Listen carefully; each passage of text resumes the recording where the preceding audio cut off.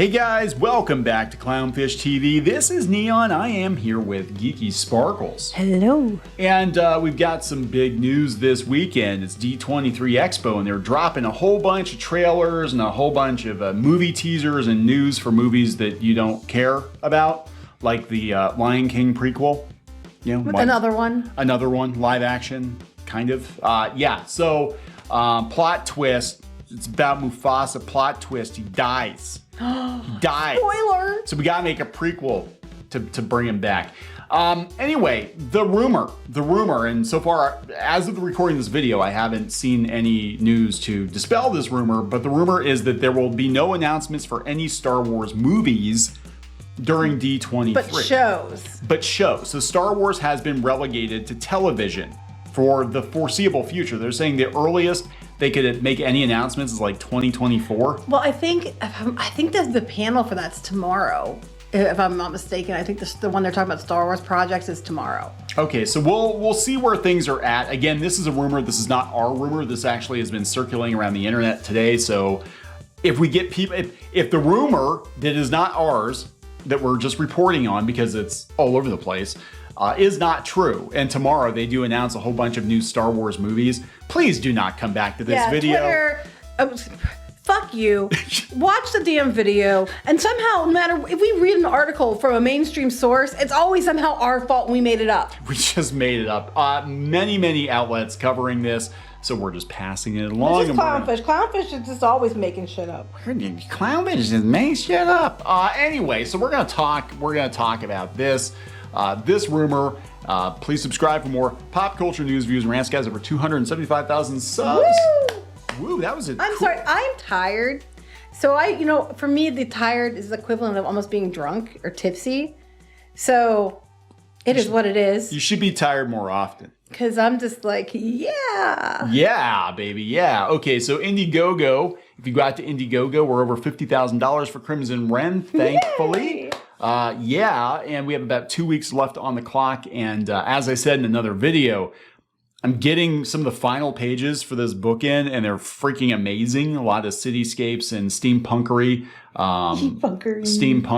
And this is going to be a very, very beautiful book. It's going to look great on your shelf. It's going to be hardcover, and it's full of some beautiful artwork. And hopefully you like the story too, because we've been waiting like 10 years to tell this story. So Geeky wrote it. I helped with the script, and we enjoyed it quite a bit. So maybe someday we'll get a movie. Star Wars movies. So the rumor is that Kathleen Kennedy is not going to announce any new Star Wars movies for the foreseeable future. Now, this came from a newsletter. This is Matt Belloni. I don't think it's Matt Baloney, but that'd be funny if his name was Matt Baloney. Matt Baloney making up all the news that Clownfish forgot to make up today. Matt Belloni's Puck News, which has been accurate in the past. This is a guy who's been an entertainment journalist for many, many years. He said, no Star Wars movie before 2024. One announcement we won't see at D23 is a new Star Wars movie.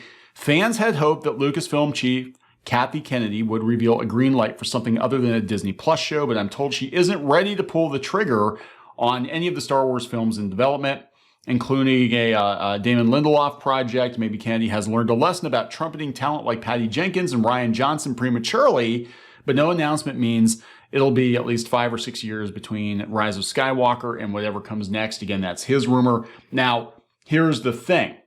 Rian Johnson might be aware of this because he's been making the rounds again. Oh my God, he's out there going on and on about it. Yeah, like, oh, guys, I remember me. I really want to make me a and Kathy are BFFs, and every time we're out there having tea and playing golf, we're out there, talking about my movie. Taika Waititi even, seems like his Star Wars movie's up in the air. Like, you read interviews with him and stuff, talking, and supposedly he's off of Thor after the last one, and he sounds like he's not even sure he's getting Star Wars at this point. Well, Patty Jenkins' Rogue Squadron, she was supposedly had a scheduling conflict, but it sounded like she wasn't allowed to do anything. And then they said that she gave up another Wonder Woman. Was it Wonder Woman? Another project she was working on. She gave up to supposedly do Rogue Squadron. So Yeah. And she was excited about that. And they had this whole big. I didn't feel bad. She really was. Yeah, they had this, and she might have actually been okay. I did not like Wonder Woman 84 for a number of reasons. This one she wanted to do because her dad was a fighter pilot, so she had a unique perspective, into it. Like, she actually knew a fighter pilot, so it would be kind of an interesting way of looking at it from somebody who's known somebody like that. Right. So. Here's the thing. They, had some problems with this. It's been tabled indefinitely. Taika Waititi's, you heard about it, and then you didn't hear about it. Rian Johnson's still hoping one of these days he's going to get to do a trilogy. Look, there has been a marked decline in Star Wars box office, movie after movie. That's actually pretty unusual because usually the trend is upward with Star Wars. From the first film through like Return of the Jedi. They want you to take off and not crash and burn. Right. So, Rise of Skywalker did like less than half of what The Force Awakens did. The Last Jedi definitely did some damage. Solo bombed at the box office. And the only thing that saved Star Wars as a brand was The Mandalorian on Disney Plus. And they're doing pretty good as a TV thing. So this basically tells me that Star Wars is relegated to television for now. And that's it, which is really freaking sad because it used to be like Star Trek is so sad because at least Star Wars gets movies in the movie theater. Star Trek had movies too. They did, but their movies didn't do good. No. They really didn't. Most of them did. The original ones did better than the next gen ones did. Yeah, next gen movies like I didn't have a plan. Now I went to see every one of those in the theater. First the Contact original was good. because my dad was a huge Star Trek fan. So I mean, I don't remember if we saw the first one, but I know the other ones and I didn't see her at the con, but like the ones after that we went to the theater to see when I was a kid. I actually sat through all of the because I love Next Gen. I love Next Gen. I went through all the Next Gen movies too. I sat through every Next Gen movie. I did. And I can honestly say only one of them was good. Only First Contact was good. First Contact was the best one. First Contact was very good. Anyway. But again, it was one of those things where like they were trying to put the movies in the theater and people were like, well, I watched Star. At that point, like when Next Gen was out, they already had like 3 shows on the air. Like Next Gen just wrapped up. We had Deep Space Nine. We had Voyager. And people are probably like, I get Star Trek for free every week. Like I don't need to go to the theater to go see Star Trek, And I think that and the movies were dog shit. But I think that's part of it. And I think they're probably like, yeah, people are watching Obi-Wan, love it or hate it. People are watching it, supposedly. Mandalorian, lots of people watched it. And they're probably like, yeah, we're not going to take a chance. Boba Fett was not as good.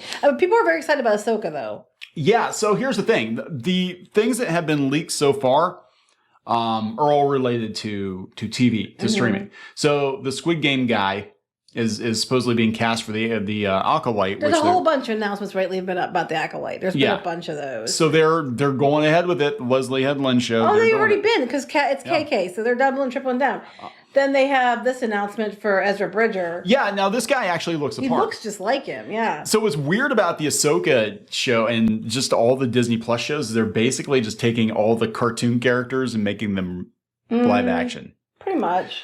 Like Dave Filoni gets to... Dave Filoni's doing the Ahsoka show. Yeah, and Jon Favreau. So, at least have a little bit more hope for it than like the Acolyte. Yeah, I don't think the Acolyte's going to be good. But yeah, he looks like an adult Ezra Bridger. But again, I have lots of questions because I'm like, if we're making the cartoons canon, which I guess Disney kind of already decided they were canon, I'm like, a lot of these characters, at least in my head, wouldn't have actually lived through the Purge, the Jedi Purge. Like, why do we have so many damn Jedi running around the galaxy when Yoda's like, yeah, there's like nobody left? Don't ask questions that make sense. Just consume. Yeah, because I'm like, even Ahsoka, I'm like, well, she clearly, like, when I first started watching Clone Wars, I'm like, 1, she's never mentioned in the movies because she was a retcon. 2, and I like the character, I do. But 2, like, well, that chick's toast by the time A New Hope happens. Nope, surprise, she's just been hiding this whole time. Well, she's not technically a Jedi. Hayden Christensen's in the Ahsoka show as Anakin, so it's probably like Force Ghost Anakin.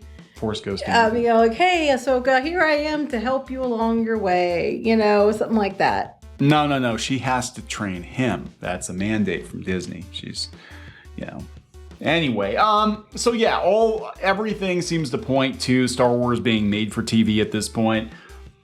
I'm over getting angry about it because none of it matters to me. They used to say they were going to do Star Wars TV shows, and I was all excited about it because that was before we were getting, Disney took over, and then they're trying to get every last drop of everything out of it. And I used to be like excited about the idea, and they never did it because like, oh, they never can do a TV show up to a film. Yeah. And now it's just like, and you get a show, and you get a show, and that character's flea gets a show, and you know. Yeah, but the thing is that like instead of giving us shows, I mean, they gave us Obi-Wan, but it wasn't about Obi-Wan. They're not actually giving us. No, they're doing the Ryan Johnson technique, where they're subverting expectations. You're expecting a show that makes sense. Right. But yeah, so they're, look, they're looking at this and they're like, hey, we can sell just as much Baby Yoda shit doing it on the cheap on TV, and we boost our Disney Plus numbers. Why the hell would we do a movie? Why would we do a movie and the last couple didn't do well? Right. So anyway, that's the rumor. Again, not our rumor. We're going to wrap it up, I think. Yep, I'm falling asleep and I'm yawning. It's Disney Star Wars, of course you are. Yeah. All right, guys. See you later. Bye.